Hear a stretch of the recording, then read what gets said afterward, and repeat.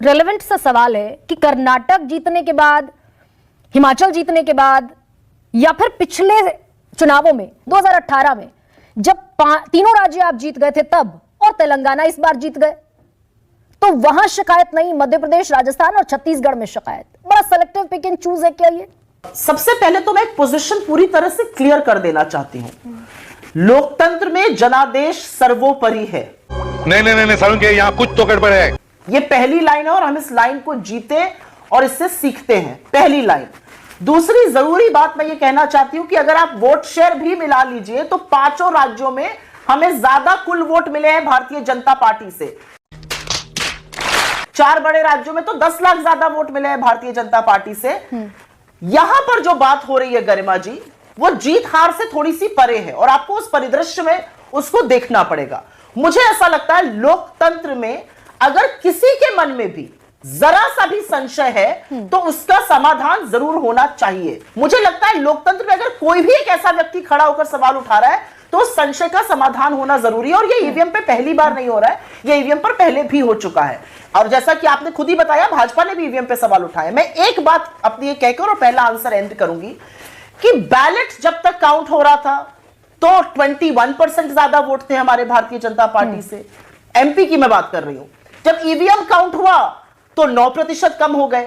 तो ये, और यही उत्तर प्रदेश में हुआ था। बैलेट काउंट हो रहा था तो हमें नहीं, पर सपा को 50% वोट मिल रहे थे।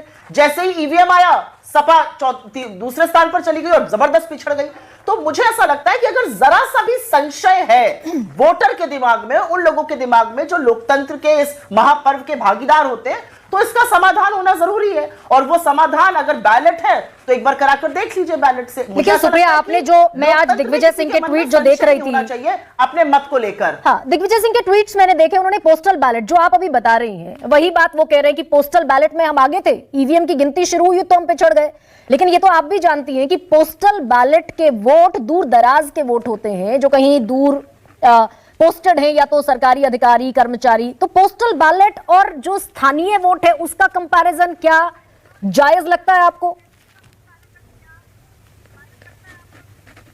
ये जो पोस्टल बैलेट पर लोग वोट डालते हैं, ये मार्च से आए हुए तो लोग हैं नहीं। ये उसी क्षेत्र के लोग हैं जो दूर दराज इलाकों में पोस्टेड हैं, जिनके परिवार, जिनके पति पत्नी, बच्चे या उनके माँ बाप, उनके भाई बहन, उनके मित्र संबंधी सब उन्हीं क्षेत्रों में रहते हैं। तो ये मार्च से आई हुई जनता तो नहीं है। सुप्रिया जी, सुप्रीम कोर्ट में ईसीआई ने कहा, जिस इलेक्शन कमीशन ऑफ इंडिया की भूमिका की आप बात कर रहे हैं, तो बड़ा वाजिब सवाल ये भी हो जाता है कि इलेक्शन कमीशन ऑफ इंडिया ने सारे राजनीतिक दलों को न्योता दिया कि आइए किस तरीके से ईवीएम हैक हो सकती है, डेमोन्स्ट्रेट कर दीजिए।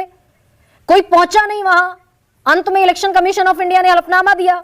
अभी हाल की भी जो हियरिंग है सितंबर महीने की 2023 की, उस पर भी सुप्रीम कोर्ट ने कहा कि there is no valid reason to raise question mark on the EVMs. ये तो सुप्रीम कोर्ट का वर्डिक्ट है। मेरा अपना मानना है, और मैं फिर से उसी बात को कहूंगी, अगर संशय है तो संशय दूर होना चाहिए। और एक बात यहां पर जाननी और समझनी सबके लिए जरूरी है, इलेक्शन कमीशन ऑफ इंडिया, चुनाव आयोग इस देश के चुनाव का जो दारोमदार है वो उन पर है। लेकिन इलेक्टोरल वोटिंग मशीन्स के बनावट से लेके सॉफ्टवेयर, उसकी ऑडिटिंग, उसका परचेज, उसकी बाइंग, उसकी वेटिंग, उसकी कमिटी में उनका कोई भी रोल नहीं है। वो भी वाजिब बात है कि भैया सबूत इकट्ठा कीजिए और पहुंचिए आप सुप्रीम कोर्ट में, याचिका दीजिए, सुप्रीम कोर्ट में कहिए इलेक्शन कमीशन ऑफ इंडिया से, बट वो आपके जो प्रूफ हो वो शॉर्ट प्रूफ होने चाहिए।